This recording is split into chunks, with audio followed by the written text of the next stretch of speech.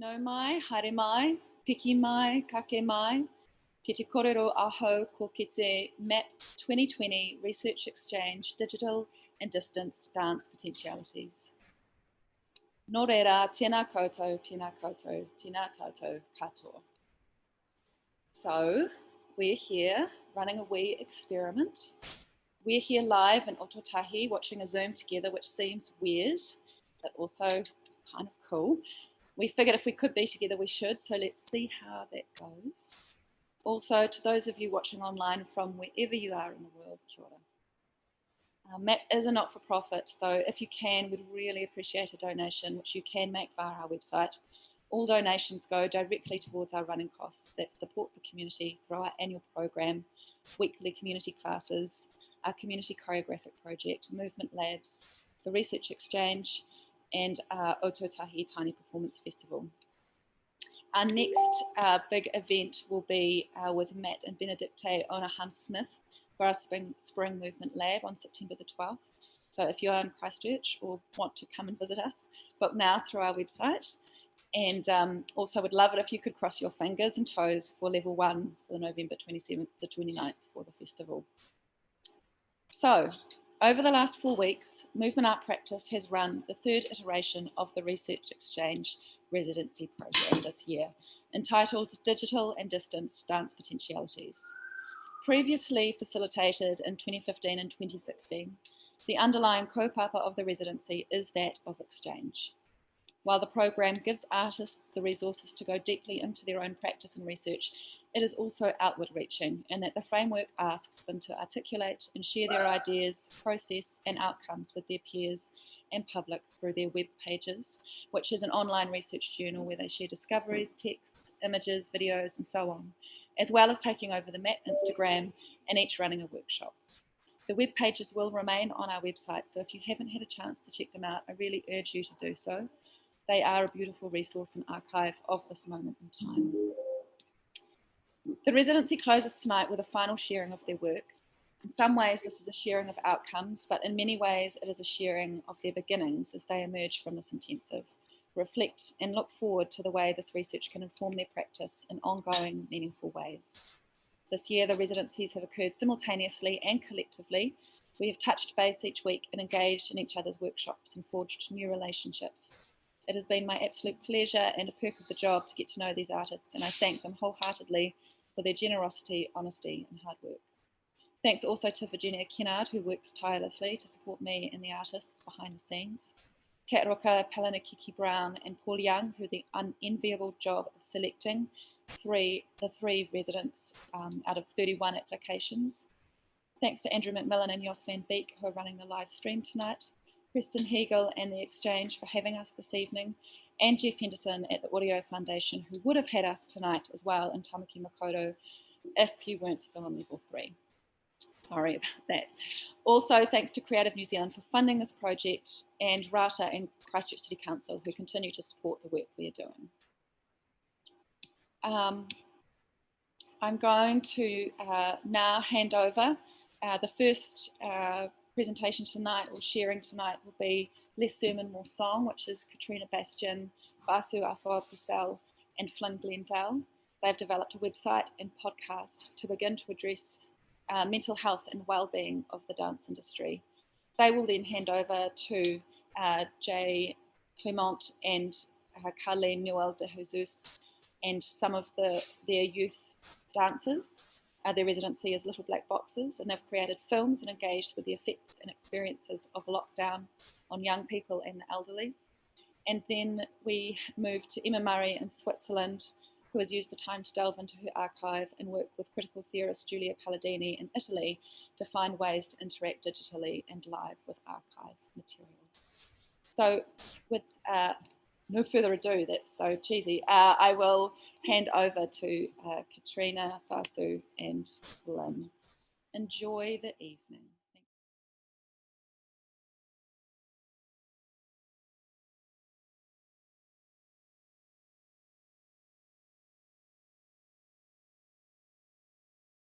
The Less Sermon, More Song team, and as Julia mentioned, have been working on creating an online resource for dancers with regards to supporting conversations around mental health and well-being.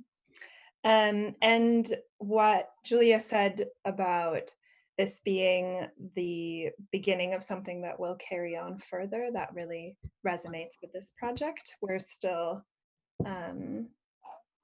very much in the beginning of this journey, and we've been so grateful to have a concerted time to really get started and excited to see where it goes.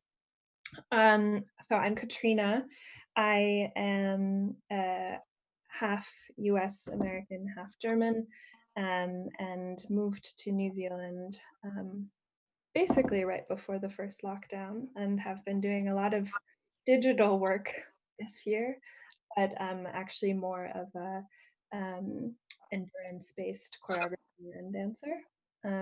And in my time working mostly as a dancer, figured out that there were a lot of conversations that I felt a need to be having, but that weren't happening. So that's where this project began. And then I met Fasu, and that's where this project ballooned into what it is now. So yeah, Fasu, do you want to introduce yourself? Maloni, Talafalava, and Kia ora. My name is Fa'asu Fopasau. I am a Tokelauan Samoan, New Zealand-born person.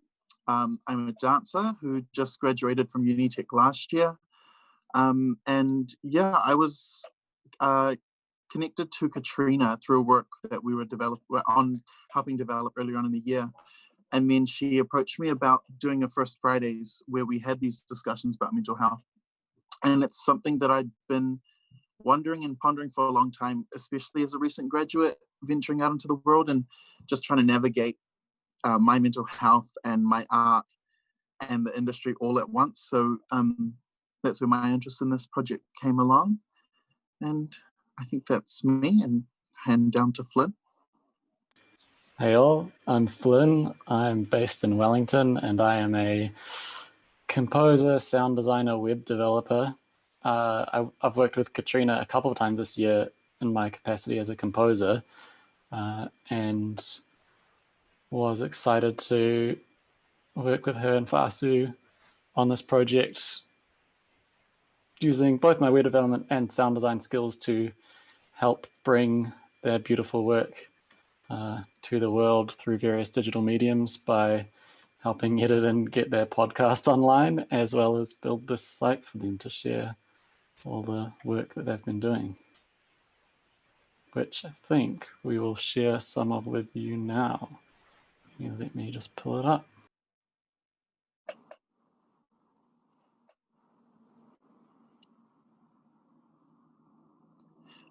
Yeah, so as Julia and Katrina's mentioned, we've created a website through this residency, and which is dancecaremap.nz. It's live now, so you can check that out if you like. We'll go into the about page just to, so you've heard a little bit from us three and what we're about, and if you want to have a little read, this is our formal about page. But I wanted to talk about our name, Dance Care Map. And after a lot of humming and hawing and going back and forth between names and finding names that are already used by other organizations and companies and stuff, we stuck with Dance Care Map. And the word map was really important to us, as we wanted this website to be more of a connecting place rather than a place where you come to and you get your end result. We like that people would come to the website and they would be branched off to other resources and connect with other places to talk about these kinds of things. So the word map was quite important. And also the word dance is something I want to bring up, that our resources are from me and Katrina's dance background and from a dance perspective, but also it's not limited to people who identify as dancers. And that we hope that this website is open to all types, to all forms and to all people to use. And then if you would like to click over to our resources, Flynn. So during the beginning of the residency, we curated like a giant list of resources, and it was maybe like 2 or 3 pages. And personally, I know that when you go and search for resources, it can get quite overwhelming with all of the different options and all of the numbers and just a lot of things to look at, especially when you're in a place where you are dealing with your mental health. So we dwindled it down to these 5, which obviously is no representation of all the helplines and all the types of help out there. But a lot of them are actually underneath the same company or same organization. So a lot of different numbers will connect you to the same organization, which can get quite confusing and overwhelming. So these are just the 5 that we've put together that we think represents and provides a vast array of help. And also, as Katrina has said, that this website is an ongoing project, and we don't have a end goal of what we want the website to look like. So obviously these resources will be updated and changed, and yeah, but obviously feel free to find our website and have a look around. And I will now hand over to Katrina to speak about the other parts of our website. Yeah. Thank you so much, Vasu. So the testimonials were really important to us because we believe that sometimes reading about other people's experiences with regard to mental health can be really empowering, to know that you're not actually alone. I think especially with COVID and lockdown, but more generally, we can often find ourselves being quite lonely. And these testimonials are there to maybe make you feel less alone. We're not going to go into the testimonials specifically. They're all anonymous. And they each carry trigger warnings based on the subject matter that a clinical psychologist who we asked to read through them identified as potentially triggering information. So those are there, and these are a really good example of this being a living document, because the testimonials will be added to. We've got a few still out. Given the nature of the writing, we wanted to empower our writers and speakers to take as much time as they needed. So there will be more testimonials added, and I invite you to, if you feel curious, check them out in your own time. And then along similar lines, our podcast series, which we've released one publicly, and we've done all of 4 interviews. So we've got another 3 podcasts dropping in the coming weeks. I think the next one is dropping tomorrow. And our podcasts were probably, for me, the more exciting and nervous-making part of this residency, where we spoke to 4 amazing humans that are working within dance, about their personal experiences with mental health. But also it just became really clear that it was a space for us to discuss where we stand and what our values are in dance. So we've prepared a short trailer of that, in which Xavier Breed and Miriam Eskilsson, there's a short segment of their interviews, but we also spoke with Chrissy Cokery and Marianne Schultz. So those will also be coming soon. So I'll just ask Flynn to play our trailer, podcast trailer. Hello, this is our Dance Care Map podcast, where our upcoming interviews are with Xavier Breed, Miriam Eskilsson, Marianne Schultz, and Chrissy Corkety. We discuss these practitioners' journeys through dance and the implications that it has had on their mental health, in hopes to open up and normalize these conversations. I'm not grateful for the pandemic. I think it's an awful thing and I'm really upset about it. I am grateful for the fact that it kind of stopped me from throwing a bunch of ideas out into the world that were really rushed and not really fully thought through. Because I think there was like a sense when I was graduating that I had to immediately prove to everyone that I was going to make something and do something and be a productive human being, which there's nothing wrong with making things and doing things, but I was more concerned, I think, about putting something out there than what I was actually putting out there. I think it's that whole going back to, you could be amazing at dance, but like at dancing as a movement and as a practitioner, but if it's not filling your cup, do not do it. Like don't do it. Because at the end of the day, you are the one that is suffering from this. And you don't want another. There's a lot of dancers that have traumatic experiences that I'm sure that we just don't talk about, but that's because we are in an industry that is very cutthroat, very competitive, very detrimental to our mental health, and we just don't talk about it. And it's seen as we have to constantly be resilient because we are constantly on the lookout for new projects, and we're constantly having to reaffirm ourselves, trying to say that, to be an artist, we have to be constantly creating or be practicing something.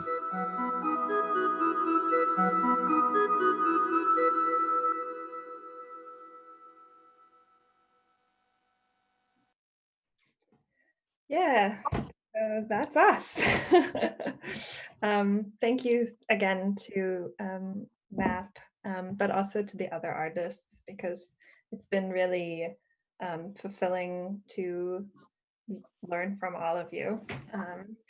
Which brings me to introducing the next project. The next project is Little Black Boxes, and I will hand it over to Carleen and Jay. Thanks.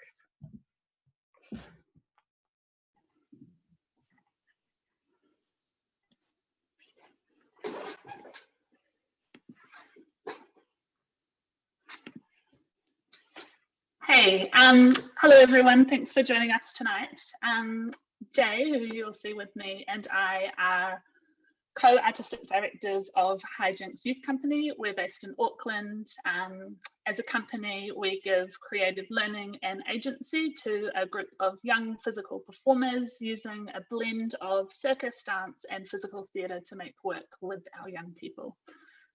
Our current company members are between the ages of 13 and 18 years old and come from a range of artistic backgrounds.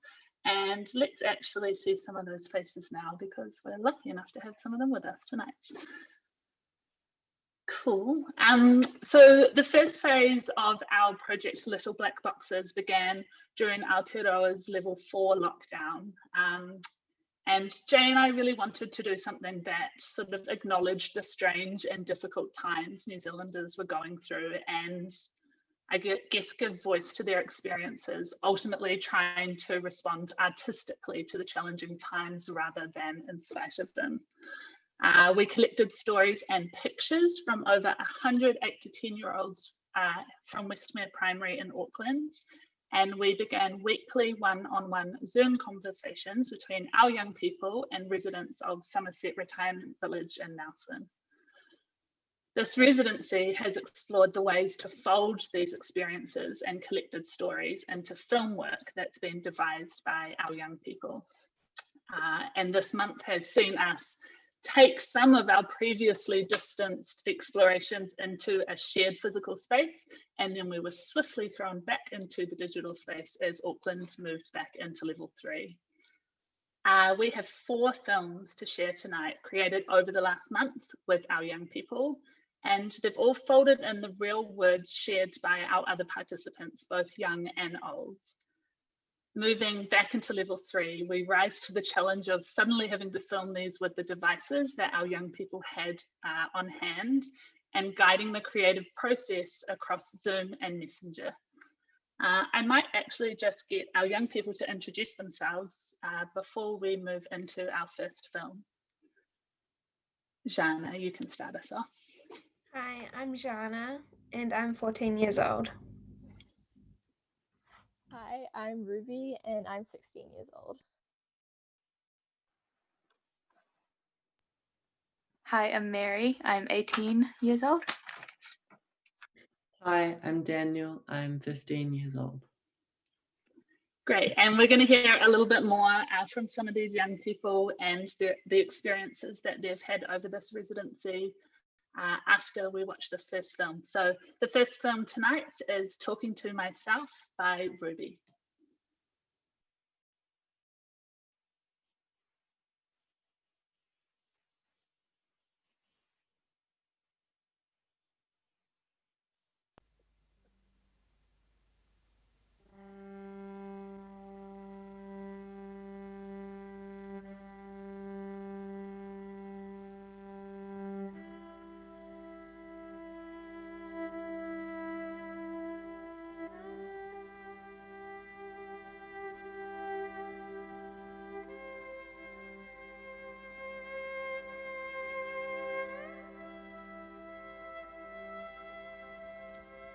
Something lingered in the back of my mind. Gosh, it said, this is going to take a while.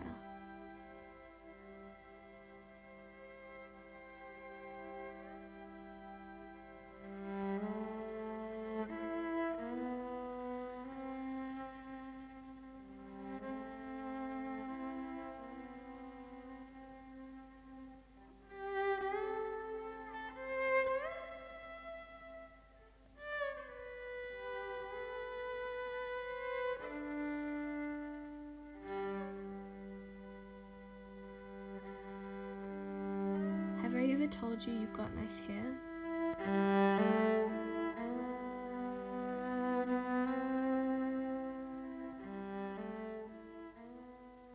Don't make it too short.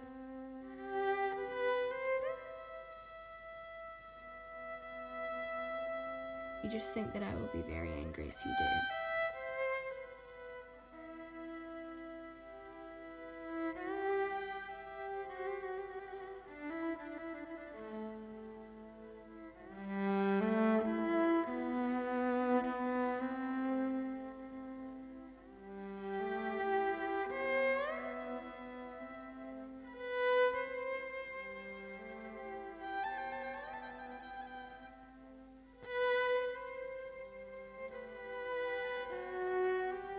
Why am I so lonely?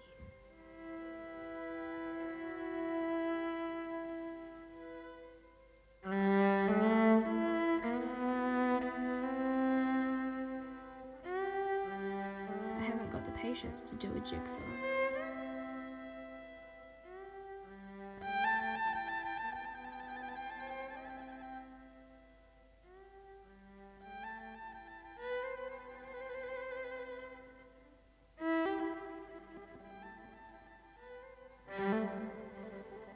This is the first time I ever wanted to go back to school.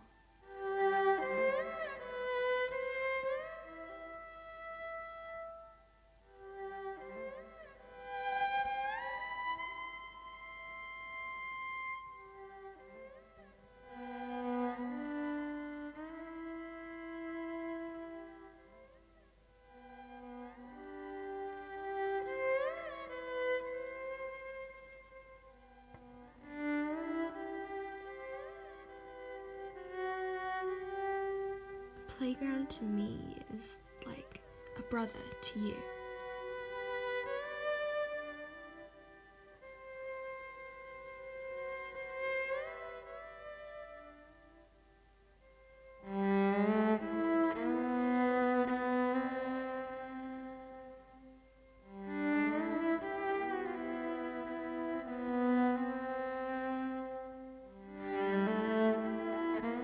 I better not get too tearful. No, I won't cry. I'll try not to.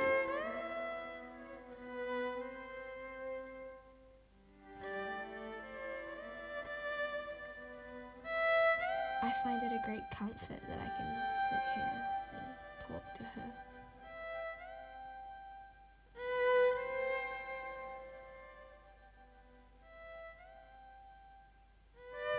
I sometimes worry that someone might hear me and think I'm talking to myself.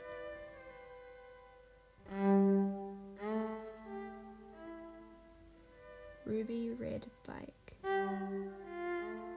pointy petals,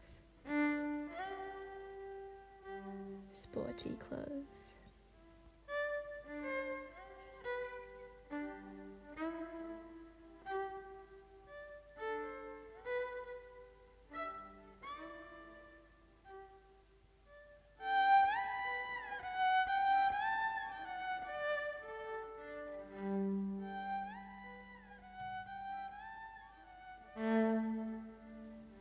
I'd love to see you in face.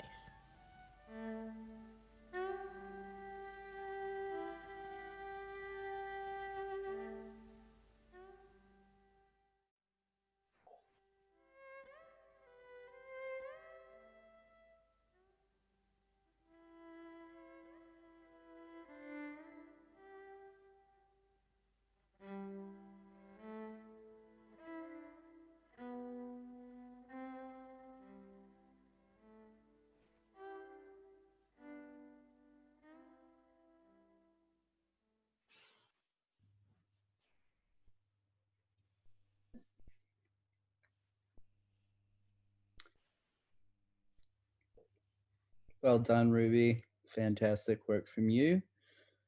Hi, everyone. I'm Jay.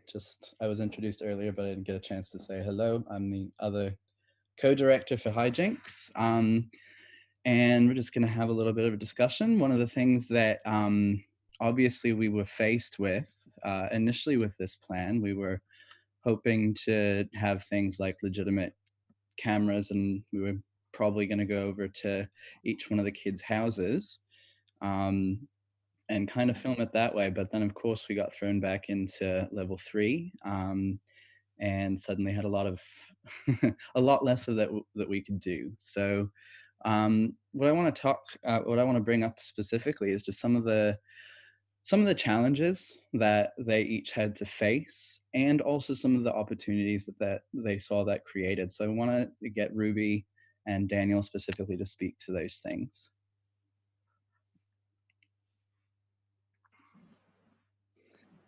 Well, yeah, it was quite a shock when we got thrown into level 3 on that Tuesday night. And then we realized that we weren't going to be able to use professional film gear, and we were going to have to use the cameras that we already had at our house. So that was a bit of a challenge, and probably the hardest technical thing that I had to do was getting a shot of a bird's eye view from looking down on the bottom of my stairs. And I didn't really want to bother the people in my house to help me. So I got a rake and I stuck it through the railing at the top of the stairs, and then I used rubber bands to attach it and attach the phone to the rake. And it was a bit wobbly, but it worked. Yeah, so while there were a few difficulties in terms of technology and just being in lockdown again, there were also some new opportunities. For example, I learnt that I had to be decisive about things, because usually in hijinks we're a very we're sort of like a support group for each other, where if we don't know what to do with our performance or whatever we're creating, we're not sure what move to do next or what tempo or anything like that, we'll help each other and we can help each other decide. But with this, we didn't have each other, so we were able to focus on specific things and try and be decisive, which I found quite difficult, but it was very useful and helped you to figure out what to focus on and how to pick the right movement for what you're creating. Yeah. Fantastic. Really, really great. Thanks for those thoughts, you two. With that being said, we're going to move on to showing our next film. And this one is called Won't Be a Nuisance, and it was done by Jana.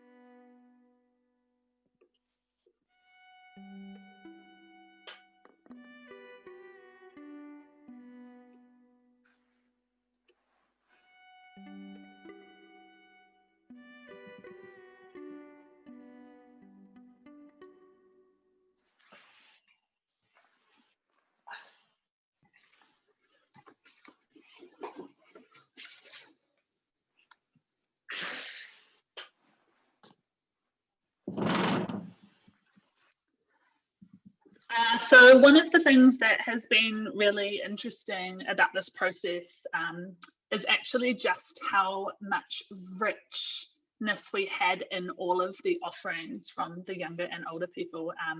And it sort of feels like we could make 10,000 films from all of the vast array of experiences, and really, really special ways that people kind of communicated the quite intangible feelings that people were experiencing.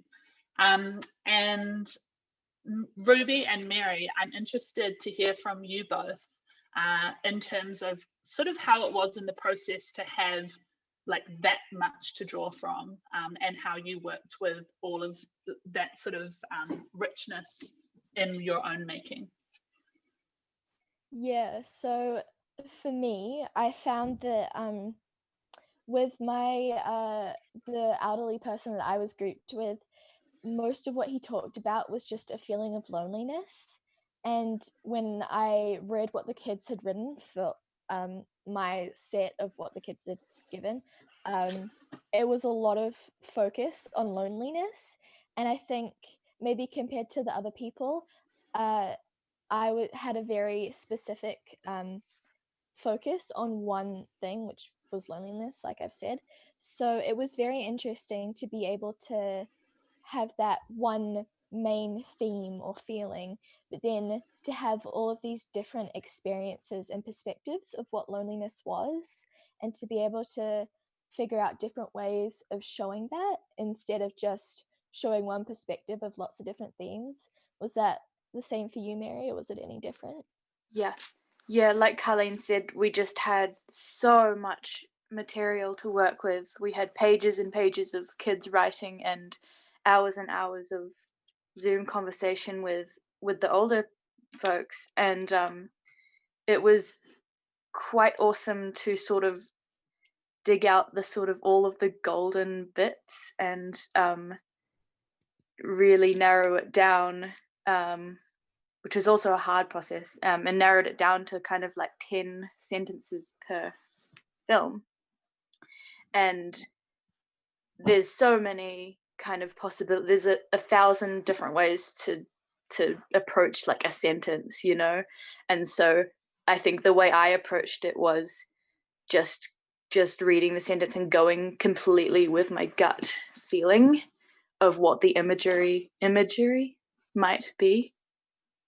Yeah, and it was great because the different perspectives from the different age groups were special in that the children had these very kind of simple, light-hearted perspectives on things, or kind of innocent sort of viewpoints and comments, whereas the elderly had very like wise or like metaphorical insight to give to us, but all of it was easily able to be put together because all of it was human and all of it was somehow something we could connect with personally, I feel.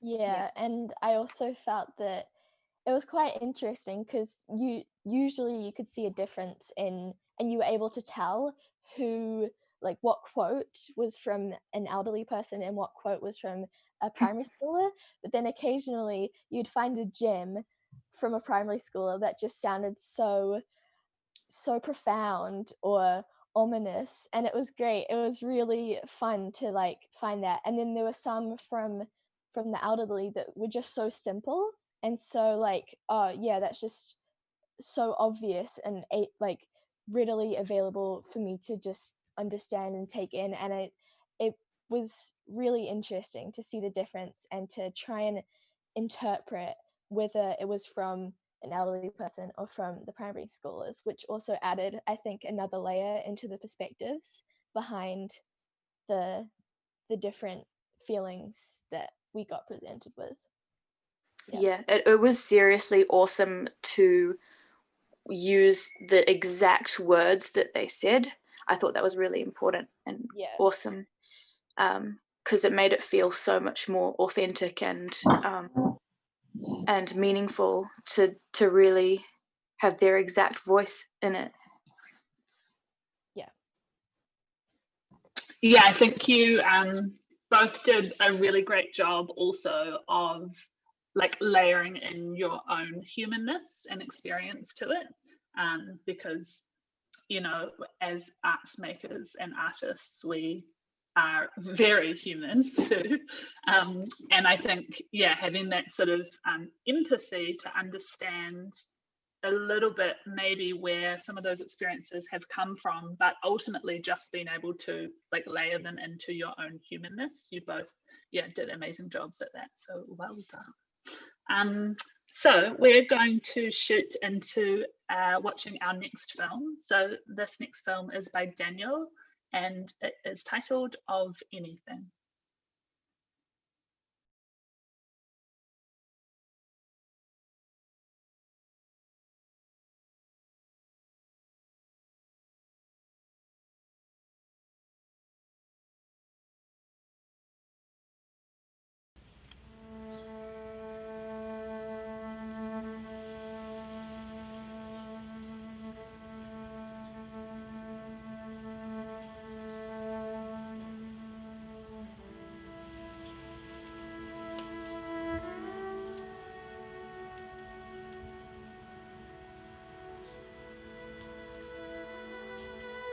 I miss Hugo.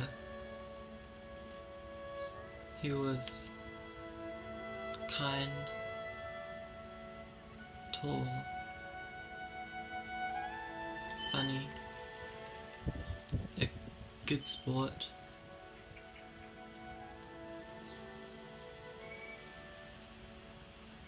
and especially happy.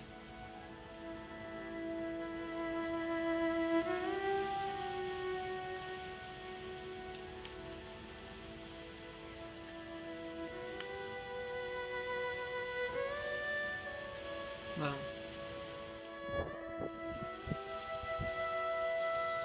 it was a nice life, yes.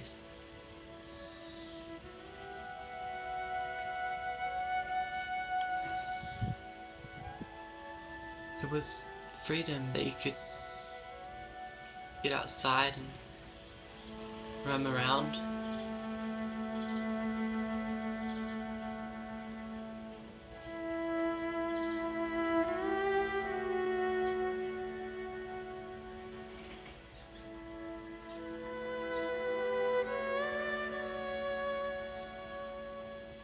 I think more of those times now.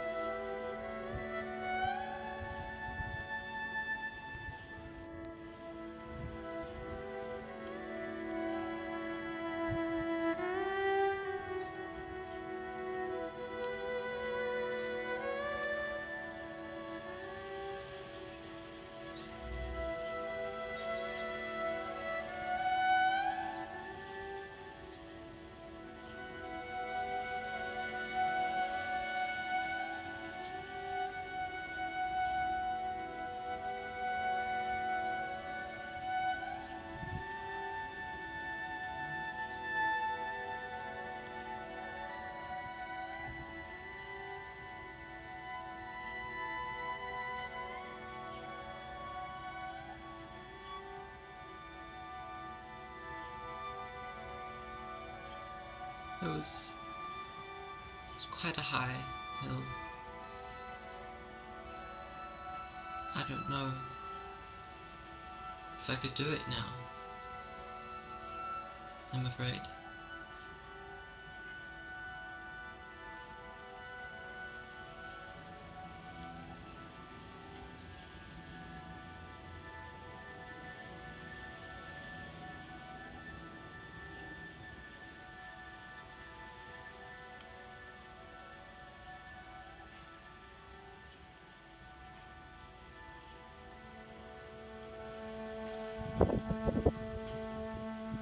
I'd like to cuddle a cat.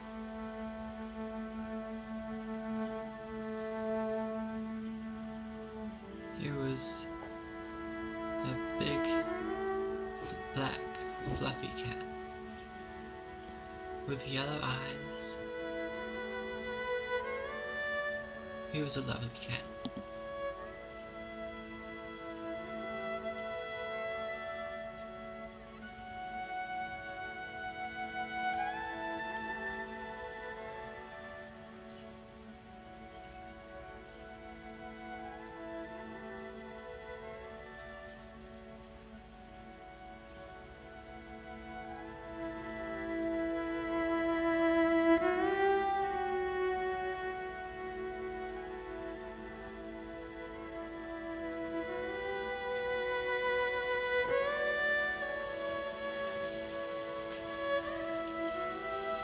there were some things in the pantry that I didn't even know about, and I loved them.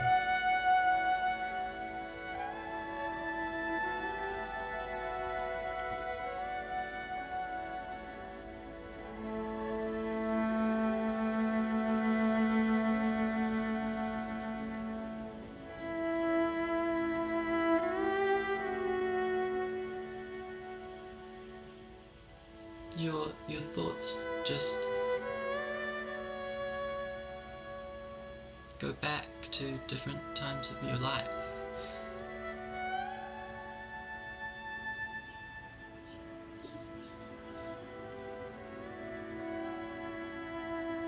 I've been spending so much time in my room.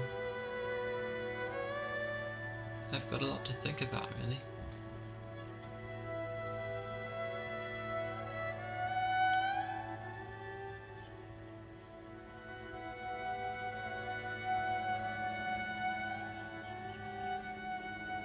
Well, I can't really think of anything.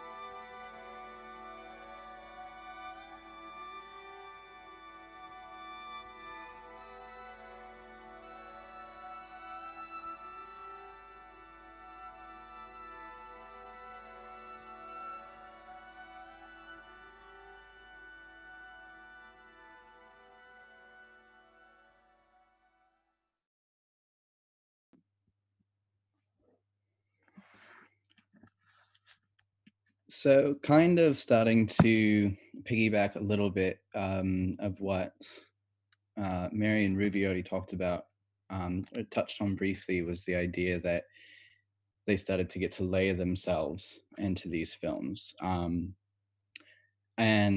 Hijinks, like, it's a circus company, but we kind of use the word circus acrobatics to encompass a lot of different styles of movement. And because of that, not every single child that comes through has a big background in acrobatic movements. And, you know, we've got dancers come through, we've got people with, you know, acting and theater come through. I haven't really done it before, but it provides a really unique avenue. So Jana and Mary, I'd really like to hear from you both, from, you know, your different backgrounds. Mary, you've been in the company for quite a while, and Jana, you're just brand new. To touch on what those experiences have been for you based on that, and what opportunities and things that you feel that you've started to get from it. Yeah, so I come from a predominantly dance background, specifically ballet, but all types of dance.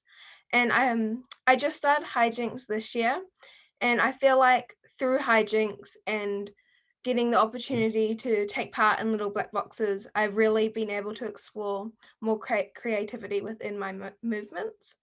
And coming from a dance background, dance is all about constantly moving with music and on stage and performing.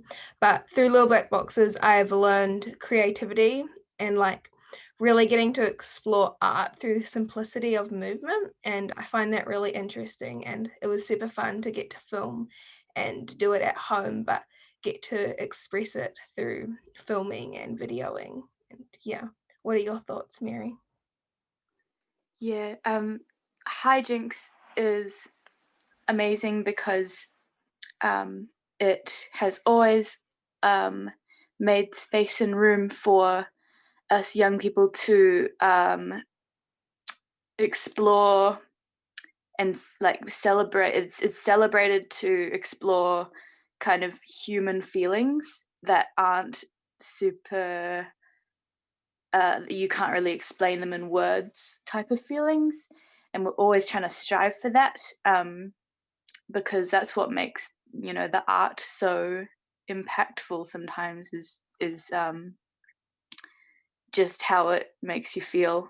And yeah, I have been in hijinks for quite a few years now, and it's on the side of like, I train in circus arts, but it's always felt like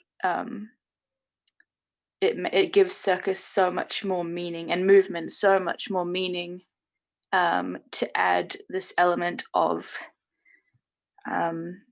we have detailed conversations on how to express things in just the right way, or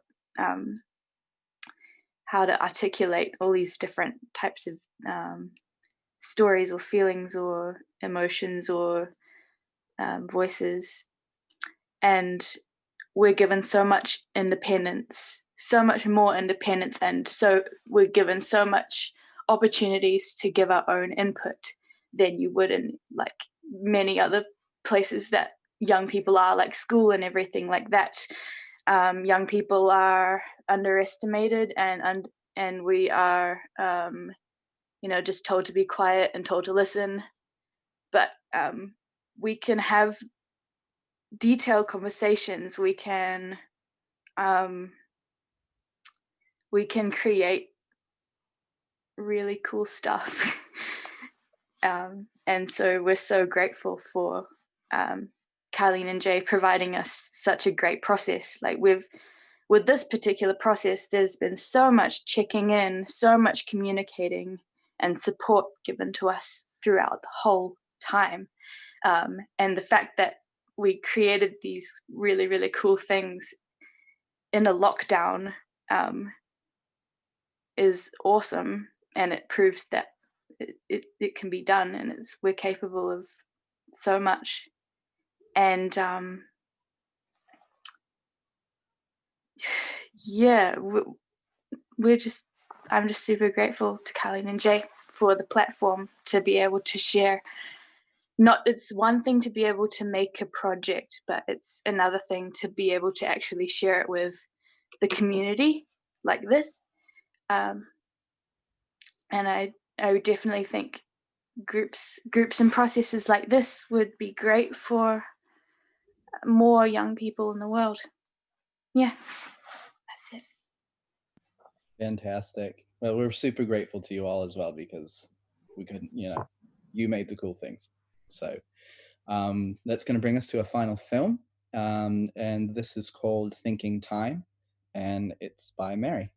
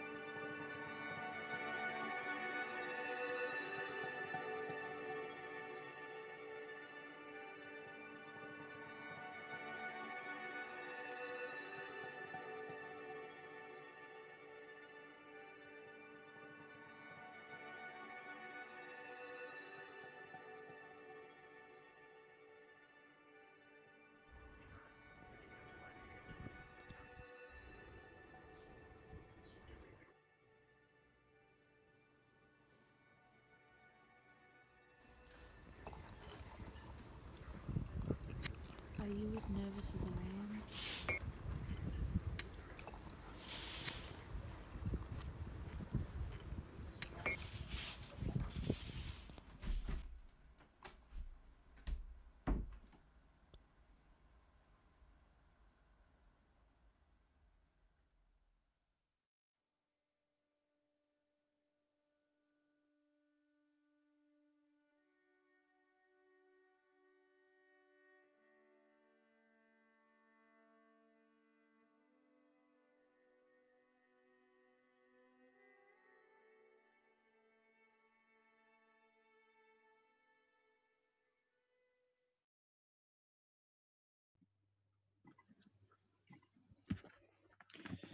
So we had a lot of different things that, like Colleen and I had a lot of different things that we wanted to explore with this project. We wanted to figure out how to incorporate text in a performance setting. We wanted to explore just how to make films in interesting ways. We wanted to explore how to use circus and movement on that film in a way that was actually useful rather than something that was just a live performance that you recorded.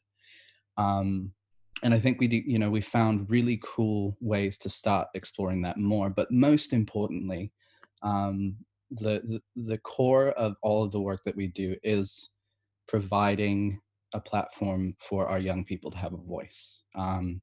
We really wanted to take the opportunity with this to bring diverse age groups together in a community setting that built up and supported these young people making something. And at the end of it, it was so important to us that we could see specifically each one of our young company members in these videos. And it was really quite amazing, like letting them make all of the decisions on the stuff. We gave them prompts, we worked on them with prompts, but all of the stuff that they came back with was stuff that we probably never would have thought of ourselves.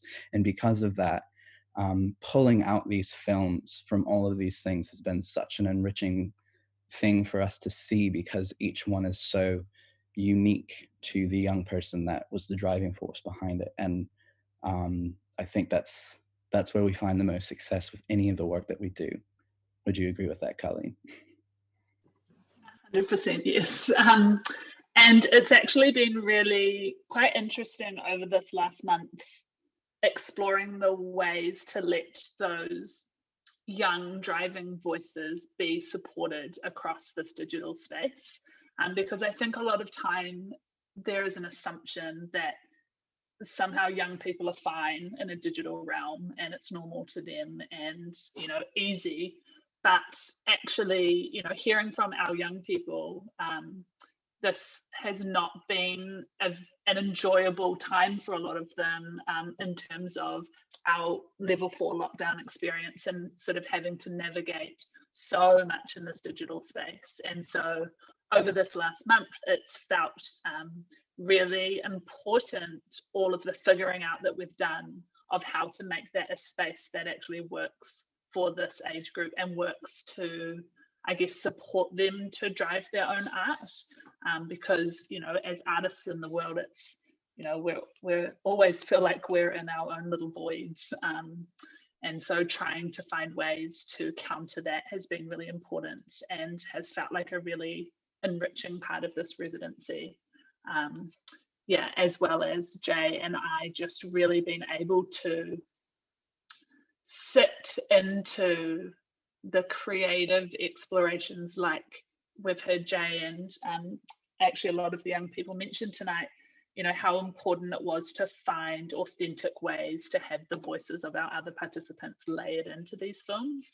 And so often the work that we make draws from people and draws from human experiences, but oftentimes we're much less concerned with the details and it's more about the feelings. And obviously this work is hugely inspired by feelings, but there's been something really interesting about staying true to the words that were spoken and finding a way to do that justice, which has been amazing to participate in. So we're really thankful for that and thankful to be working with such a cool group of young people. yeah, so hopefully we'll be able to take this project forward and find new platforms and new ways to sort of keep connected to our other participants also. So watch this space. Great, next up we are going to move to hear from Emma Murray and Julia Palladini with a live annotated encounter with my archive. So I'll hand over to them now.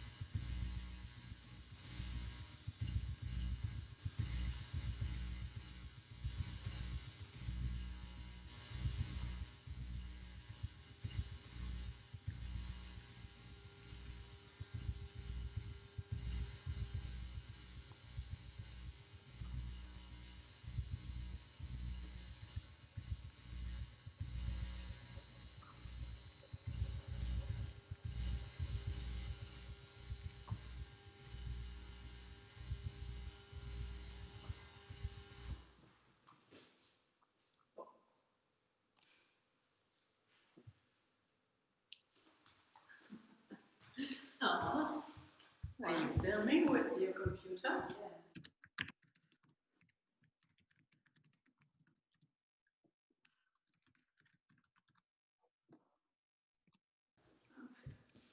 Where did it stop?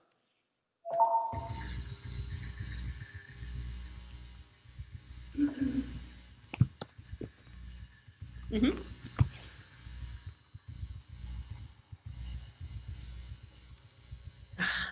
Sweet.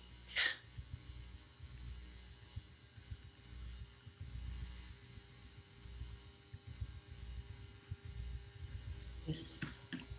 Sweet.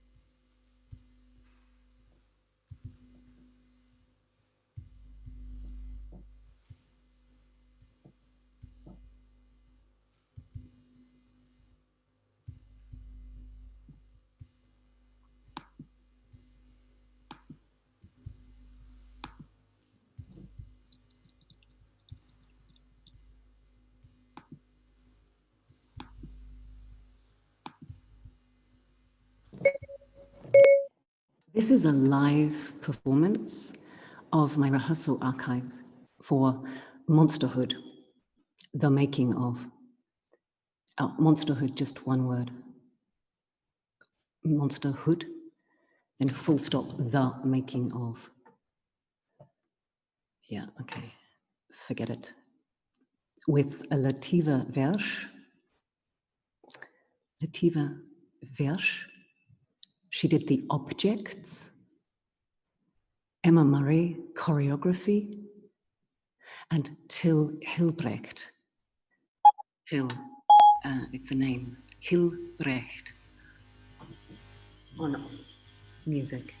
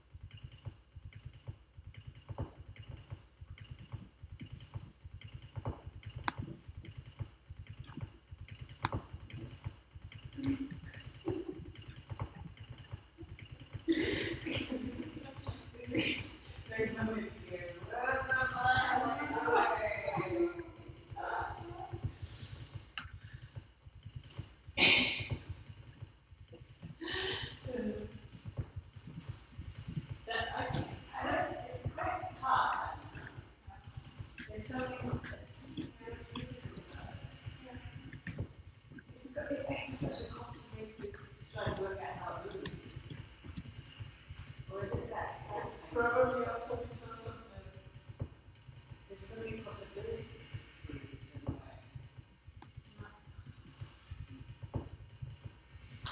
I think that one is tricky.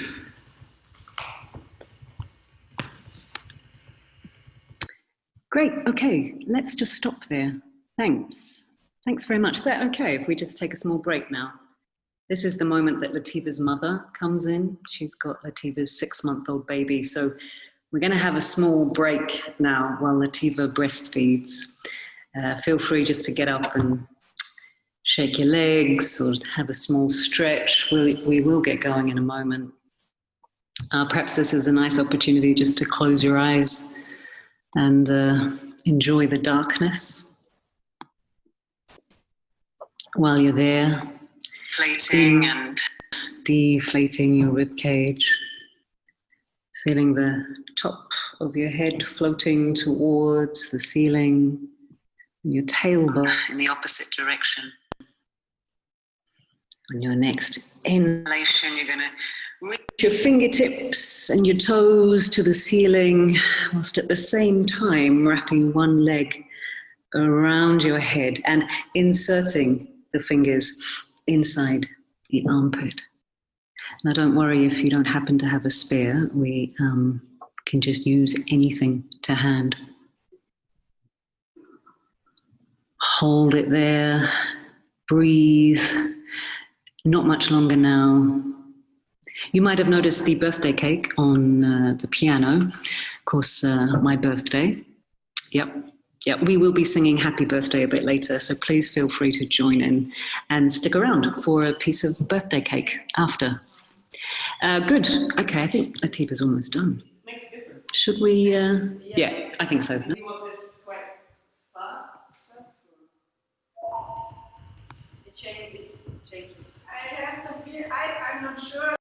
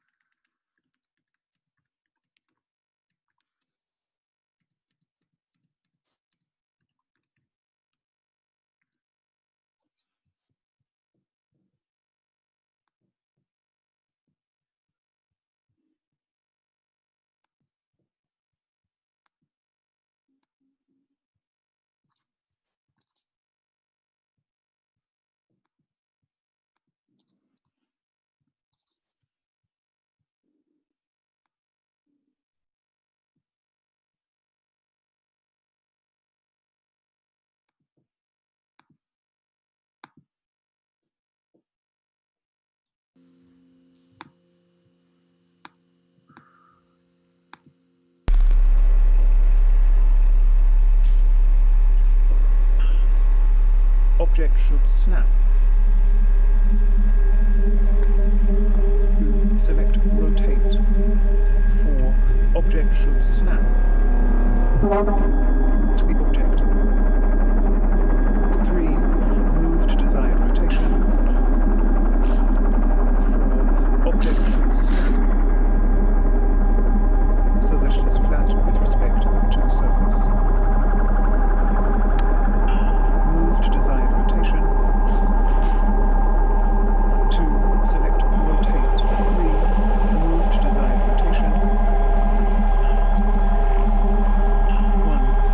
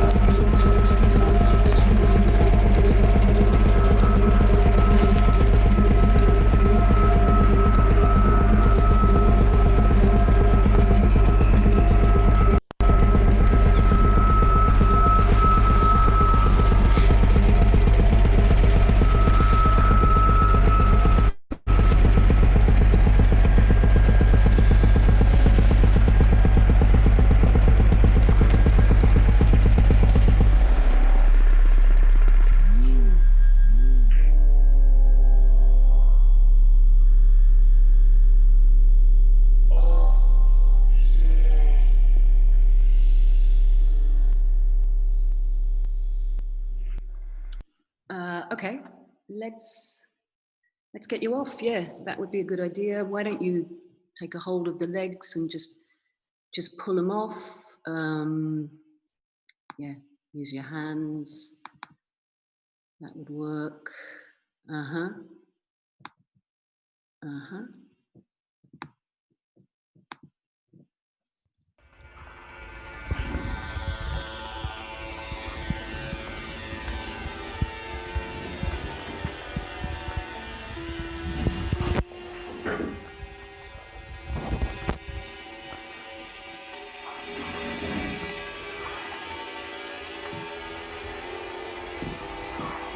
Yeah, that could be really nice.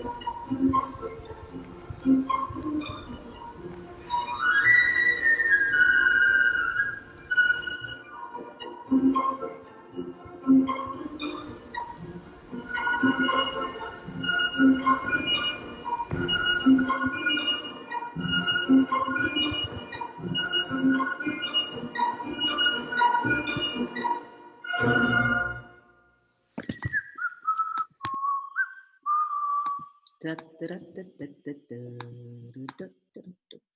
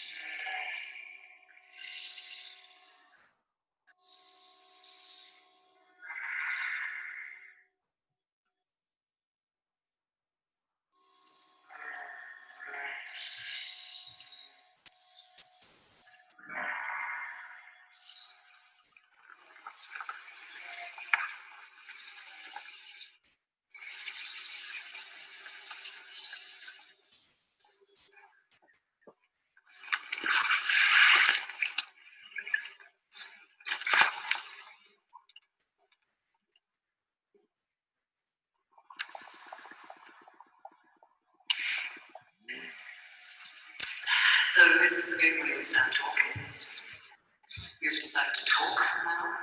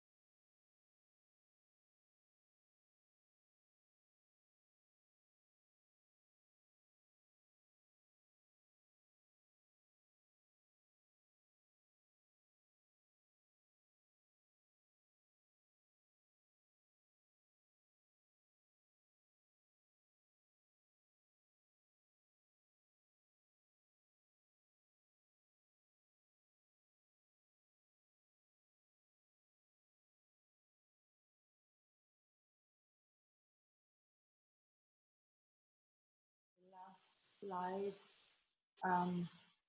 in Emma's presentation. Perhaps we can start having a conversation. Emma, is that correct?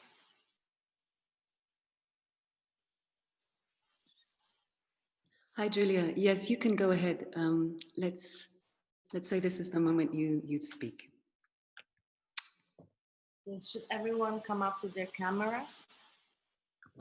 Yeah, you're all invited to open your cameras if you'd like. Yeah.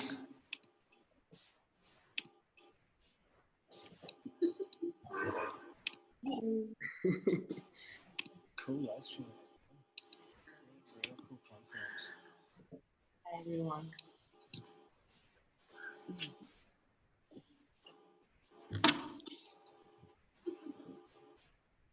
Okay, perhaps just a moment to come back to the word of faces and Zoom setting after the presentation of Emma's work that I am also seeing for the first time in a sense. I had seen versions of it, but the very nature of this work is that those changes. My name is Julia, and I've been working with Emma in this residency, and I thought at the end of this presentation I will give you a little bit of the background for around this project, tell you what we have been doing and thinking during this month, to set up a little bit the space for a conversation, because we would like to invite you to have a conversation around the work that Emma just presented, but also around some of the questions that surround it and some of the questions that came up during our residency. So the premise of this residency was that Emma had encountered my work. I'm a writer and a critical theorist, and I have been working a lot around the notion of affective archive on the one hand, and on the other, yes, I see that I should come a little closer to the computer. Could you hear me better now? Yeah. Okay. Yeah, so Emma invited me to join the process of this residency, trying to explore what the dialogue between a critical theorist and the choreographer could be, in the common idea that it would be undesirable to have a theory parachuted on a practice, and therefore I'm not going to explain you what you just saw. I will just give you some hints around the question that we went through. And these questions were how to think about one's archive, how to go back to the materials of a creative process, and how to put boundaries between something that ended up being part of a finished work and everything that in a way was left behind because it was considered as a waste, or everything that survives a creative process. So Emma had worked on this project called Monsterhood 1 year ago, and the project had was presented in a theater, was sort of a collaboration, had a beginning and an end. So the question for this residence was how to go back to this archive, how to reopen the archive, and what constitutes the archive, what constitutes the inside of an archive, and what is the outside of the archive. But also, what is the relation between the production of art, or the production in this sense of a choreographic piece, and life itself. And this is a question that, in a way, the piece itself was already asking, because it was a piece about monsterhood, which is a play of word, obviously, between the figure of the monster and the figure of the mother, and how these two figures interact with objects and then bring in another figure, which is the figure of the machine. So in a sense, it's very interesting that right now we are seeing the work that Emma has been doing on this archive, and some of these questions are returning, that are questions of what are the boundaries between where do I end, when do I end and you begin, which is a classical question of mother and child, but in a strange way right now in this socially distanced theater attending, there seems to be a question of where do I end as an artist and where do you begin as a spectator. So one of the ways we have been addressing the question of going back to an archive during this month is actually to think about pleasure and to think about the particular enjoyment of dwelling into an archive, rather than regarding an archive as something that you need to select some pieces, no? To try to see what was not yet exhausted, in a way, in the archive in terms of question. And therefore, some of the questions that we started to talk about are about authenticity. For example, what is authentic? What is a trace of the performance that actually happened? Or what is something that is fabricated as truth or fabricated as authenticity, There was a moment during the performance, you will have noticed, when the video would stop in order to allow the visual artist Emma was collaborating with to breastfeed her child. And I wondered, did this really happen? And then we had a conversation about it, and actually this did not happen, okay?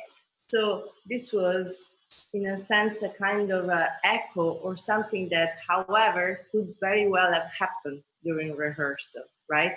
But because this is something that is supposedly related to private life, is usually something that is left out of the archive. And so for us, the question, and that was a really interesting exchange, was what is inside the archive and what is outside the archive, and what should be archived, even if it's not part of the work itself. During the previous presentation, I was hearing some of your comments, especially some of the young people that took part in Caroline and Jay's project, and you were mentioning how much life entered into the work. And so it's really interesting to think about what will be archived of this period in which, in a sense, we are constantly online, we are constantly producing images, we are constantly creating some backlog, no? But the most interesting question is what use will we make of these materials, no? Because an archive, in a sense, is never just a place or is never an accumulation, but is always the creating the possibility of a structure so that some stories will be told in the future, no? And so in a sense, in the end, you are creating, working with an archive always is much more related to the future than to the past. It's much more related to whatever use of the archives we are preparing, like how the archive prepare narratives for the future.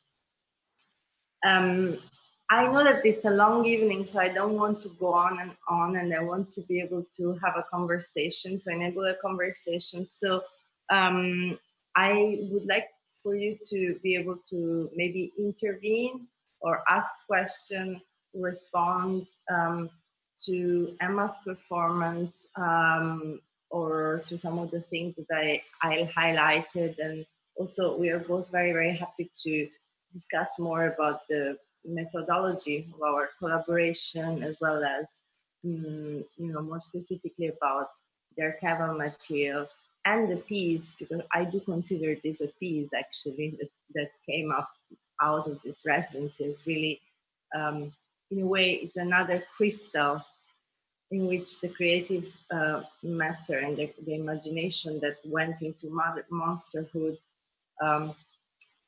organized itself, no? So I would like you to intervene and actually start a conversation. Perhaps I can return and then I can give the floor to Emma herself. Or Emma, do you want to do it now, or to have first a round of comments and then to come back to the work?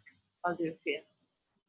I'm happy to launch into a conversation and talk about the work as well as the other people, the other artists that were involved. Could people let me know if you want to speak raising your hand on Zoom? In the raise hand, you have the possibility to raise your hand on Zoom so that I can see it if you want to intervene. Yeah. Pastor, do you want to? There was a part during that performance where she paused and she said to close your eyes and stretch. And I've got a lamp up here, and I turned my lamp off when she said that, and I closed my eyes and I started breathing just as she said to start breathing. And then I put my hands here when I was breathing, just as she said to feel your rib cages and reach up.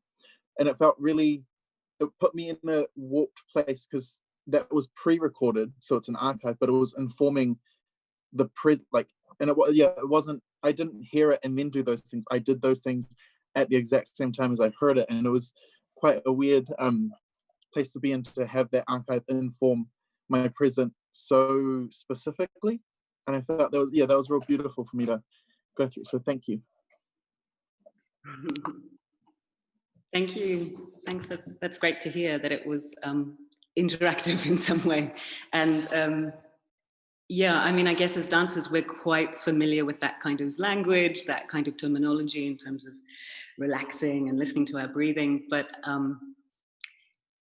yeah, in terms of the work that I was showing and the archive of monsterhood that I was interacting with, I mean, that becomes an even more kind of complicated instruction when you've got sort of inanimate and artificial bodies that you're also moving with or listening to as you move. I was hoping to slightly corrupt that instruction to listen to your breathing, as well as invite people to take part, of course. Yeah, cool.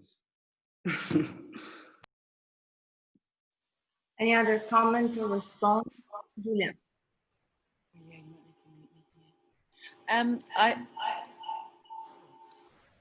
One second. Just got an echo. There we go.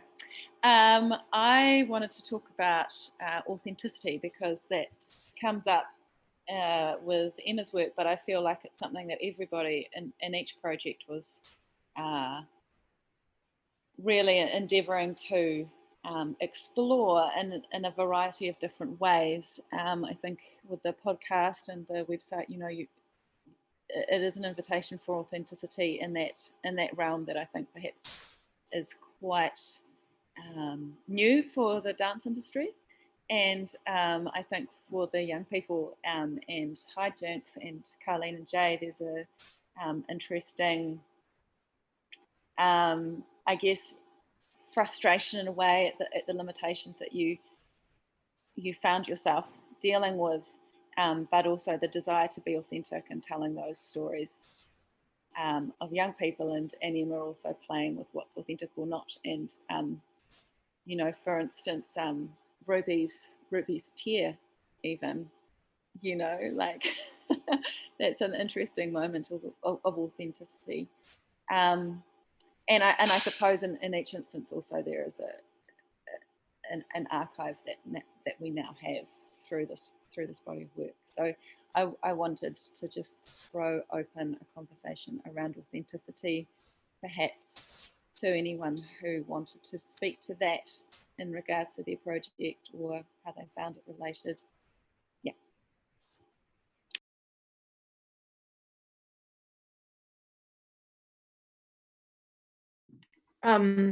I wrote my thesis for my master's on the question of authenticity in dance. And one of the things that came up a lot was the moments of like mistake.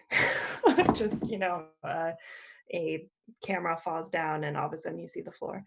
And so I think that's also just present in this medium, when people pop up and it's not their turn, and the stress of all of that, and the idea that in performing arts we have to keep that behind the scenes, and then the funny conundrum of when it's live, a lot of the stuff that happens behind the scenes does actually come onto stage and become a part of the work. And I think a lot of that is also, with Emma, your text dictation and that kind of friction that is created.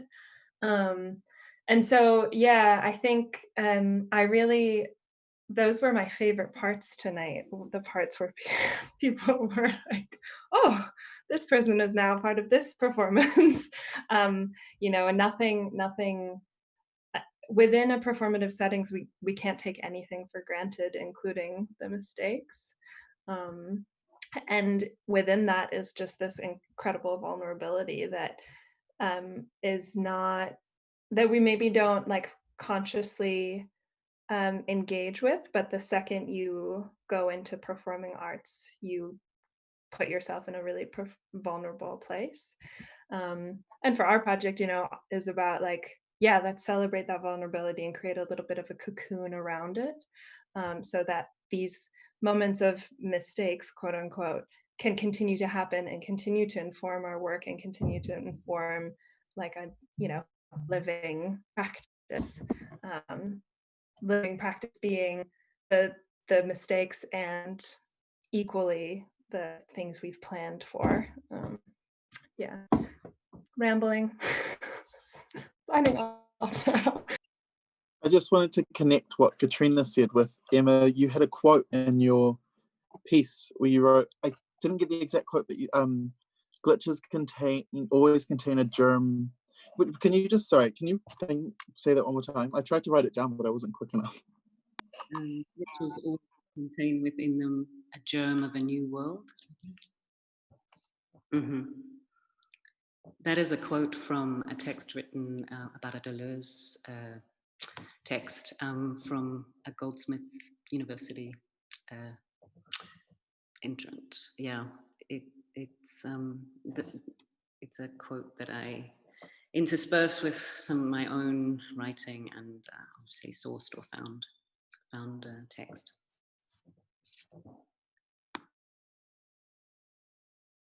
Yeah, we were talking a lot about glitches, and Emma for a long time was wondering whether the low tech could be a decision and how to actually embrace this. And I think that's quite interesting because, echoing some of the things that Katrina was suggesting now, I mean, we don't know for how long we are in this, let's face it. we really don't know. And I think it makes sense to actually explore what it means to reconfigure the modes in which we work in relation to the given circumstances, which I think is very much what movement art practice is trying to do actually in this residency. And I think never thinking that this is a surrogate activity for something else that exists in another world, no? And this is a challenge, of course, because we are all used to think that we exist in a space that is public and where there are bodies and where you smell and where you sweat and where there are circumstances in which you can see the glitch happening before your eyes. But at the same time, I think it's very important to think about the different possibilities as well that are being explored. So I was really interested in the relation with the machine that was created with the computer. So, for example, the fact that the dictation would always result and create a meaning, would always look for a meaning that was different. And so this created the game in which Emma was constantly running after a meaning, but then this became the movement itself of the text. This would probably exist in a very different way if it was to happen on a very large screen, and would have a different place in choreography as well. So one of the things I kept asking Emma during our conversation throughout the residencies, how are you choreographing these quotes? These quotes are becoming part of the landscape that you are choreographing now. They were not part of the archive before. And so where do you place them? And how the way they appear as written text, or if they are like they get written on the screen during the performance, what's the difference? What's the dialogue you have with them? I myself, there are some quotes from one of my texts, and I myself was seeing these quotes arriving and obviously entering a completely different logic. So it was really interesting to also think about the relation with the text and the various elements and the temporality of those. I was seeing that someone was raising their hand, but I was not sure. No, maybe it's someone just that disappeared.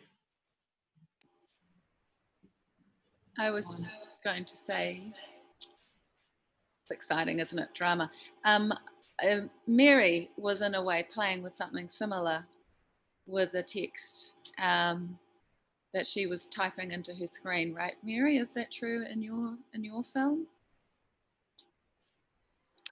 Sorry, what do you mean? So yeah. Emma is playing with text. Yeah. I mean, she's doing it live, slightly premeditated. It's fair to say, right, Emma? Yeah. And Mary, you also played with text within your video, right? You enter thoughts and ideas, and they come and they pass. Yeah. Yes. They weren't live, but yes, the text was very much the driving force of all of the content. Really, it was sort of the structure of everything and the borders.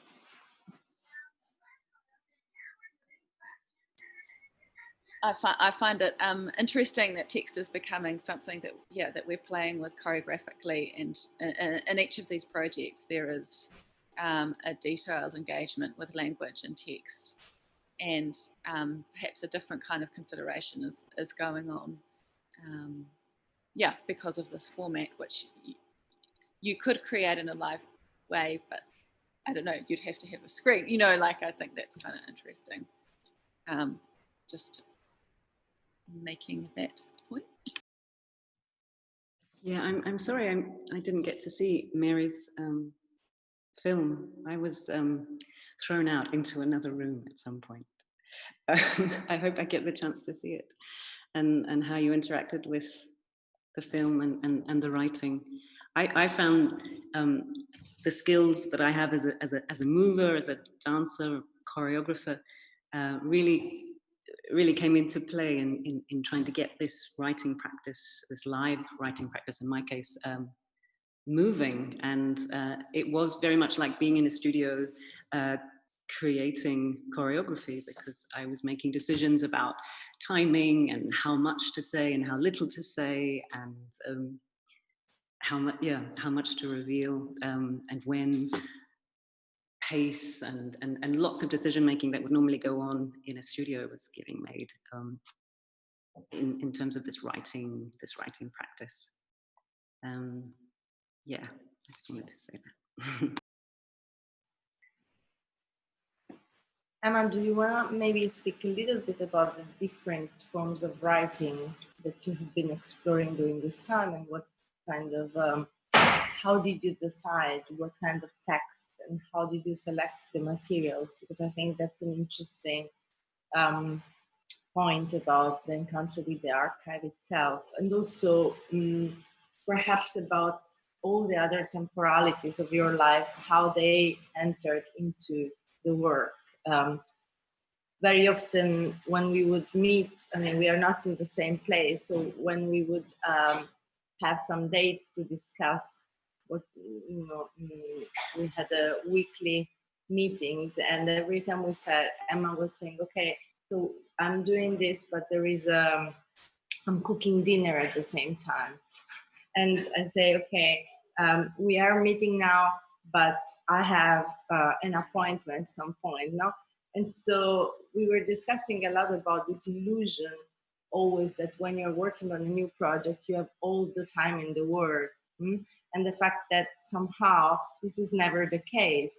And so going back to the archive is also going back to a matter that is there and continues, and it's your research.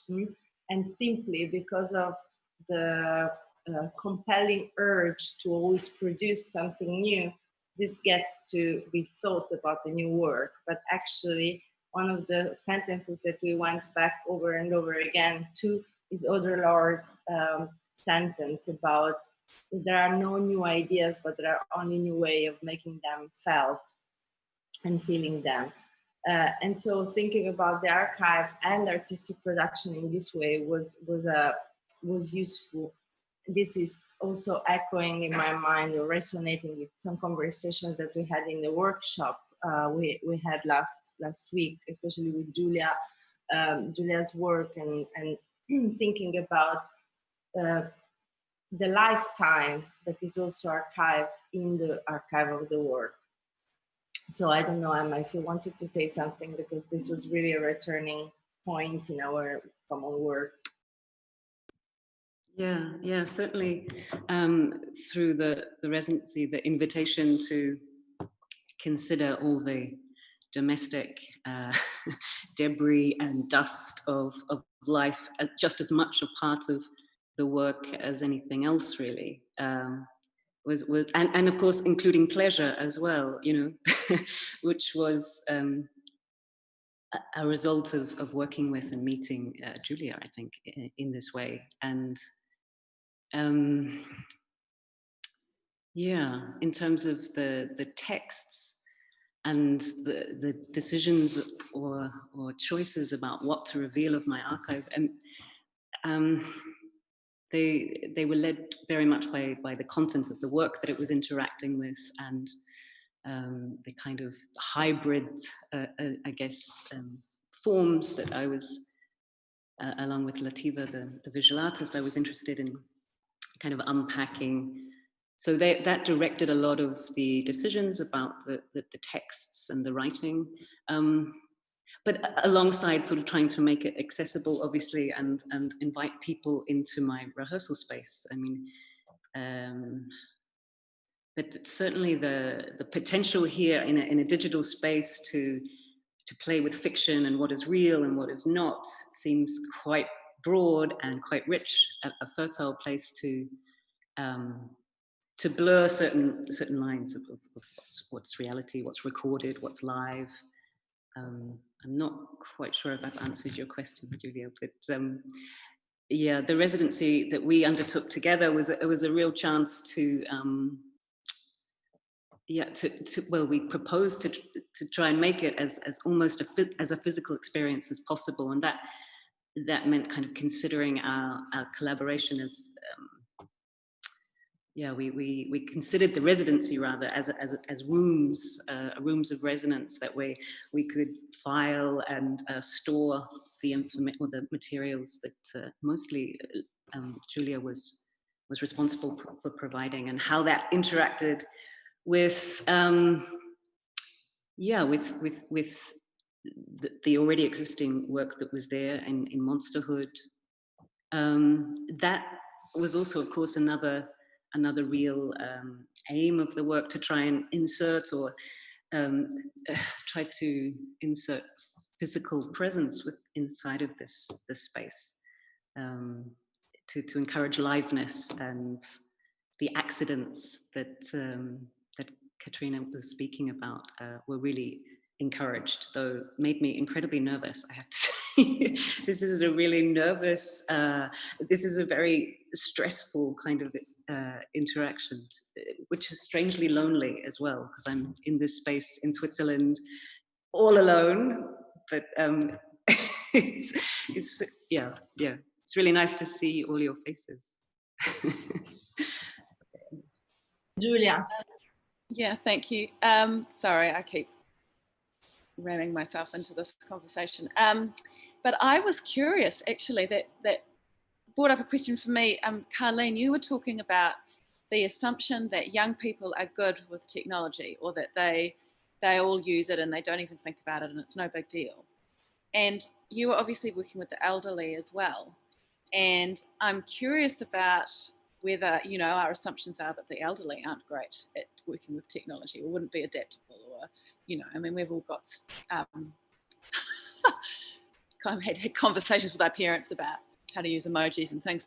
But I wondered if you could talk to that assumption maybe, or the idea that you're taking these little moments of text and language and reframing them, or recontextualizing an authenticity around them as well. And I'm curious about how engaged and how you manage to engage technologically with the elderly. Great question.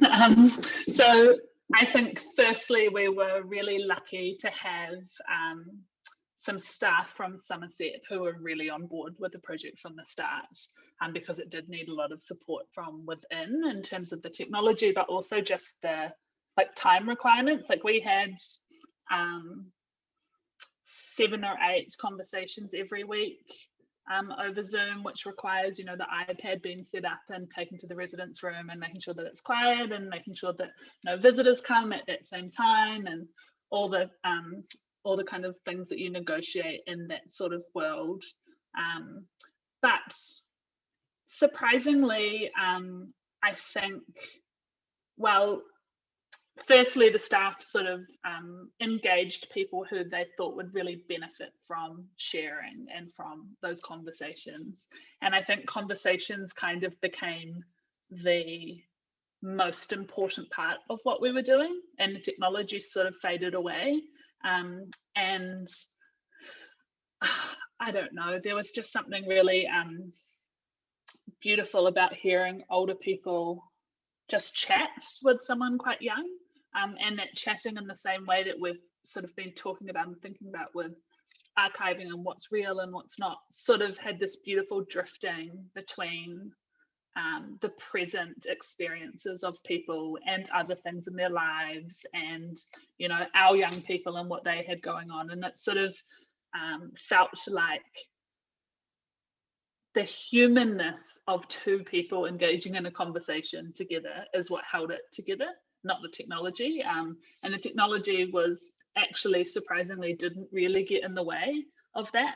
And if people couldn't see that well, then they couldn't see that well. And if the iPad was in a strange position, it was in a strange position, because it didn't matter, because the conversation sort of like hid it all and kept it real.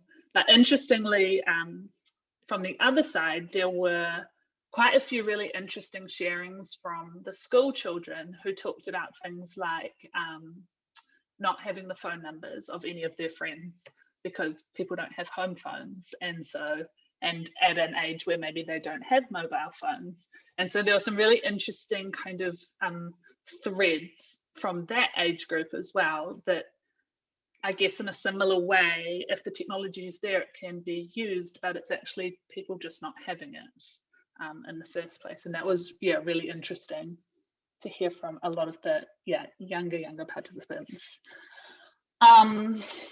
And I don't know, technology just sort of played a part in every part of our process, and was kind of horrible and wonderful at the same time. And I think that's pretty reflective of like the world that we're in right now, where it's like a blessing and a curse, and it's navigating, where it becomes an opportunity, or where it allows something very human to happen, or when it's just in the way or not available, and so just needs to not be part of what we're making.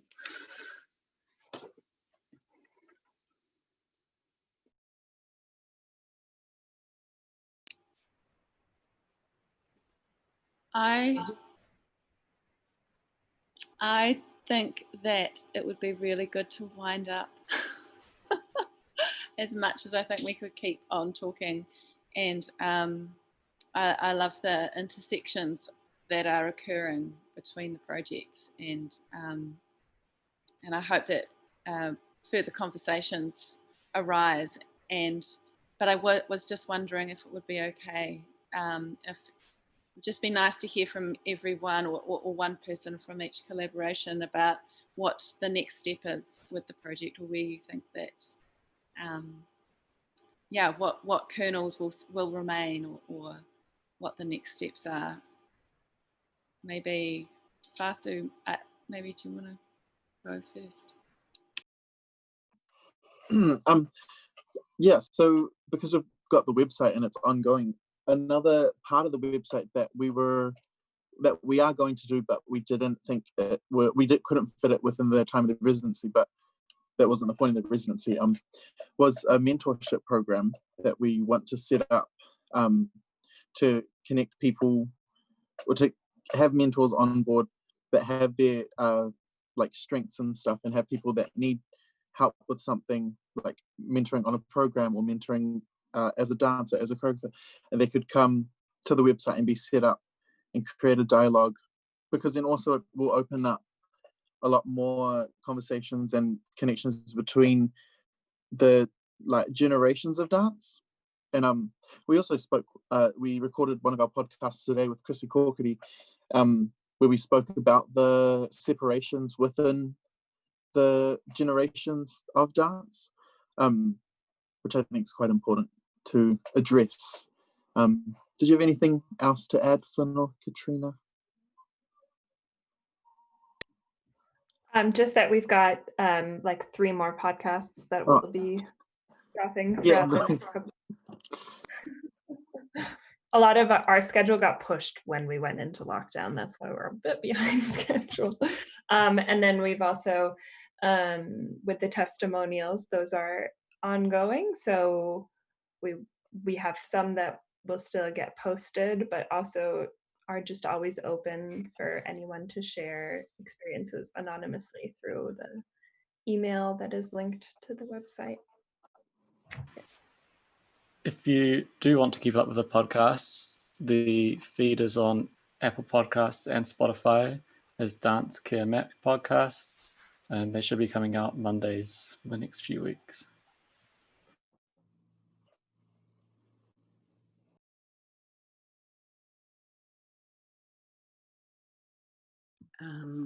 I go next. I'm proposing to continue contributing to the website that was set up during our residency with Julia. As I mentioned, we referred to it as these kind of rooms of residence, and I intend to continue working there. I found it a really good platform, place to gather research, and we also have a interview that I would upload and edit first and upload there. My hope is to continue collaborating with Julia in some way, and hopefully in person.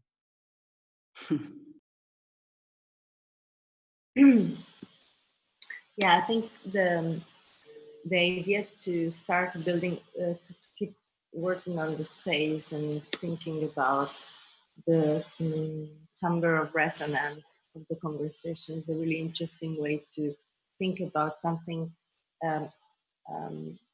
in spatial terms, in terms of space, when actually actual space is denied, and so we're working with time. So yeah, we will see, we will hopefully see how this continues, this can continue.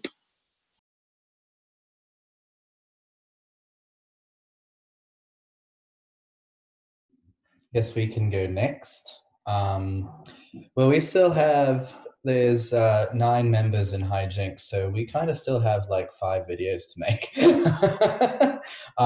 So we're gonna keep trucking along with those, but we're also, you know, we are live performance artists at the end of the day, so we are in the talks of how to eventually transpose this into something that can be used as a live piece.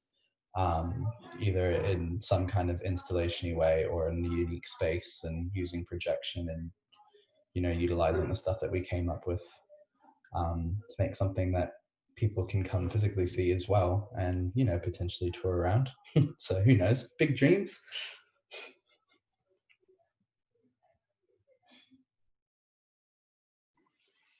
One of our big dreams is the National Circus Festival is happening in Nelson at the start of next year, which is where the retirement village is.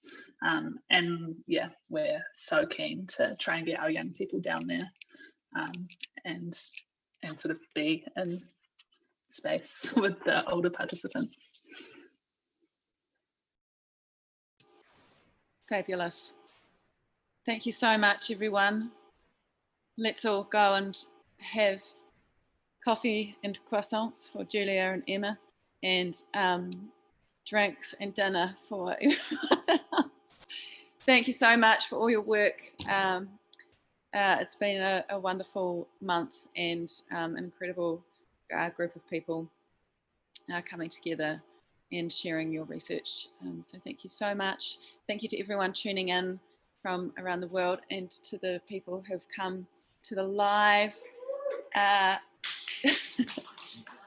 the live to the live stream, and to our funders, and also just acknowledging all the other artists that applied for the residency, of which there were many, and just wanting to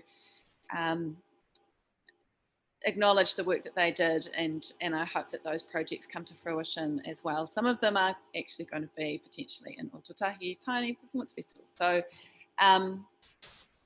take care, everybody. Take care out there, and enjoy the rest of your evening or day. Thank you, everybody. Thank you. Thank you. Thank you.